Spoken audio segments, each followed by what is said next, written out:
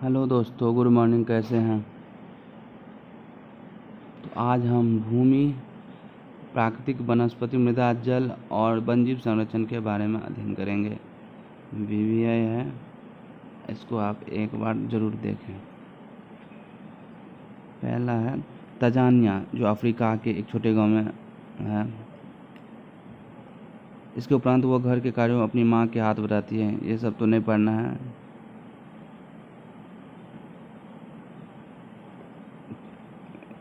आपको ये याद रखना है कि आप जानते हैं विश्व की 90% जनसंख्या भूमि क्षेत्र में 30% भाग पर ही रहते हैं। शेष 70% पर क्या है? भूमि पर या तो विरल जनसंख्या है या निर्जन जनसंख्या।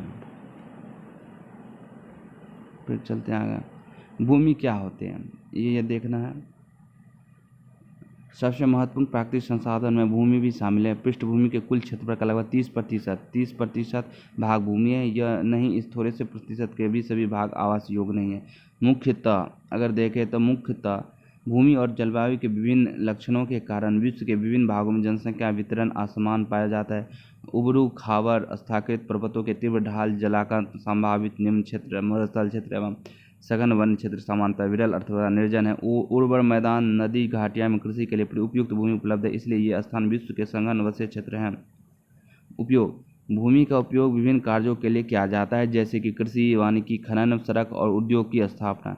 इसे भूमि उपयोग कहते हैं। क्या आप माम्बा और पीटर के परिवार के भूमि उपयोग की विभिन्न तरीके की सूची बना सकते हैं? भूमि का उपयोग भौतिक कारकों द्वारा निर्धारित किया जाता है। भूमि का उपयोग भौतिक कारकों द्वारा निर्धारित किया जाता है, जो मानवीय कारक जैसे जनसंख्या और प्रौद्योगिकी भी भूमि के प्रतिरूप में महत्वपूर्ण निर्धारक है। स्वामित्व के आधार पर भूमि को निजी भूमि और सामुदायिक भूमि में बांटा जा सकता है। निजी भूमि व्यक्तियों के स्वामित्व में होते हैं, जबकि सामुदायिक भूमि समुदाय के स्वामित्व में होते हैं। सामान्य रूप से इसका उपयोग समुदाय से संबंधित व्यक्तियों के लिए किया जाता है, जैसे चारा, फलों, नट या औषधीय ब्यूटी को एकत्रित करना।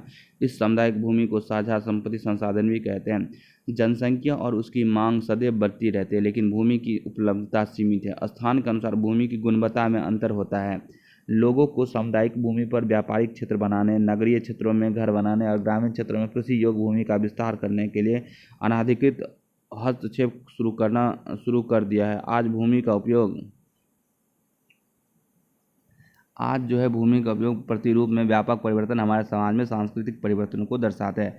वर्तमान में कृषि और निर्माण संबंधी गतिविधियों के प्रसार के कारण निम्नीकरण, भूस्खलन, मृदा अपरदन, मरुस्थलीकरण पर्यावरण के लिए प्रमुख खतरा है। भूमि संसाधन का संरक्षण कैसे किया जाए? जब बढ़ती जनसंख्या तथा इसकी बढ़ती मांगों के कारण वन भूमि और कृषि योग्य भूमि का बड़े पैमाने पर विनाश हुआ है। इससे प्राकृतिक संसाधनों के समाप्त होने का डर पैदा हो गया है। इसलिए विनाश की वर्तमान दर को अवश्य ही रोकना चाहिए। वन रोपण, भूमि उद्धार, रासायनिक कीटनाशक और उर्वरकों को विनियमित उपयोग तथा अतिचारण पर रोक आदि भूमि संरक्षण के लिए एक प्रयुक्त समान तरीके हैं। मृदा: पृथ्वी के पृष्ठ पर दानेदार कणों के आवरण की पतली परत कहलाते हैं मृदा। यह भूमि की निकटता से जुड़ी हुई है। स्थल रूप मृदा के प्रकार को निर्धारित करते हैं। मृदा का निर्माण चट्टानों से प्राप्त खनिजों और जैव पदार्थ। भूमि, मृदा, जल, प्राकृतिक वनस्पति, वन्यजीव संसाधन पदार्थ। भूस्खलन क्या है? भूस्खलन को समान रूप से शैल, मलबा या ढाल से गिरने वाली मिट्टी के बृहद संचालन के रूप में परिभाषित किया जाता है। वे प्रायः भूकंप, बाढ़ और ज्वालामुखी के साथ घटित होते हैं। लंबे समय तक भारी वर्षा होने से भूस्खलन होता है। यह नदी के प्रवाह को कुछ समय के लिए अवरुद्ध कर देता है। नदी अवरुद्धता के अचानक फूट पड़ने से निचली घाटियां के आवासों में विध्वंस आ जाता है। पहाड़ी भूभाग में भूस्खलन एक मुख्य और विस्तृत रूप से फैली प्राकृतिक आपदा है, जो प्राय जीवन और संपत्ति के आघात पहुंचाते हैं और चिंता का एक मुख्य विषय है। एक वस्तु स्थिति अध्ययन: हिमाचल प्रदेश के किन्नौर जिले में रेकांग पीओ के निकट पांजी गांव में बड़े भूस्खलन के कारण राष्ट्रीय राजमार्ग की पुरानी हिंदुस्तान तिब्बत सड़क 200 मीटर तक भाग नष्ट हो गया। यह भूस्खलन पंजी गांव में तीव्र विस्फोटन द्वारा हुआ था। न्यूनीकरण क्रियाविधि: वैज्ञानिक प्रविधियों के विकास से हमें समझने की शक्ति मिली है कि भूस्खलन उत्पन्न होने के कौन से कारक है और इसका प्रबंधन कैसे करना। भूस्खलन को रोकने की कुछ प्रविधियां निम्न है। भूस्खलन प्रभावित क्षेत्रों का मानचित्र बना के इसमें प्रभावित होने वाले स्थानों को इंगित करना है। इस प्रकार के को आवास बनाने के लिए छोड़ा जा सकता है। भूमि की खिसकने से बचने के लिए प्रतिधारी निर्माण: भूस्खलन को रोकने का सबसे प्रभावी तरीका वनस्पति आवरण झरना प्रभाव के साथ भूस्खलन गतिशील को नियंत्रित करने के पृष्ठ आवास नियंत्रण कारण किए गए हैं। अपक्षय क्या होता है? तापमान परिवर्तन, तुषार क्रिया, पौधे, प्राणी और मनुष्य के क्रियाकलापों द्वारा अनावृत सेलों को टूटना, क्षय होना होता है।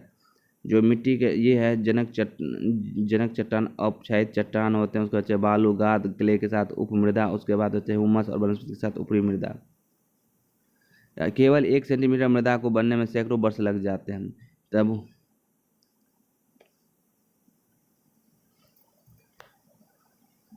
मृदा जनक सेल रंग, गठन, रासायनिक गुणधर्म, खनिज मात्रा, पारगम्यता को निर्धारित करते हैं। मृदा उच्चवास, तुगनता और ढाल मृदा के संचय को निर्धारित करते हैं। वनस्पति, प्राणी जगत और सूक्ष्म जीव हुमस निर्माण की दर को प्रभावित करते हैं। जलवायु, तापमान, वर्षा, अपक्षय और हुमस निर्माण की दर को भी प्रभावित करते हैं। समय मृदा की परिच्छेदिका की मोटाई को निश्चित करते हैं।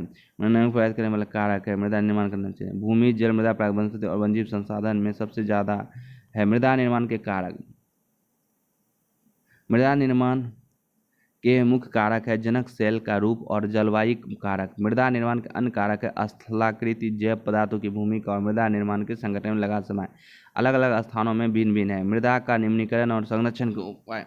मृदा अपरदन और क्षीणता मृदा संसाधन के दो मुख्य खतरे हैं। मानवीय और प्राकृतिक दोनों ही कारकों से मृदा का निम्नीकरण हो सकता है। मृदा के निम्नीकरण में सहायक कारक वनोन्मूलन, अतिचारण, रासायनिक उर्वरकों और कीटनाशकों का अत्यधिक उपयोग, वर्षा, दोहन, भूस्खलन और बाढ़ है।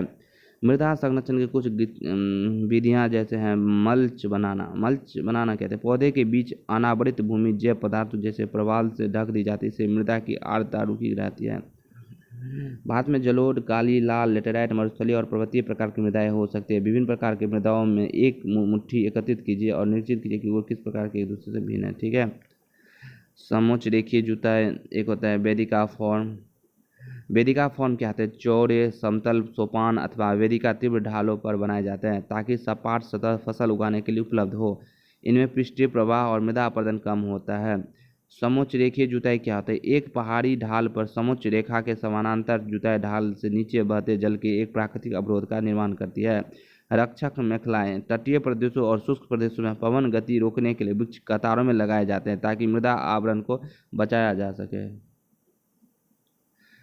समोच्च रेखीय रोधिकाएं समोच्च रेखाएं पर रोधिकाएं बनाने के लिए पत्थरों, घास, मृदा का उपयोग किया जाता है। रोधिकाओं के सामने जल एकत्र करने के लिए खाई बनाई जाती हैं।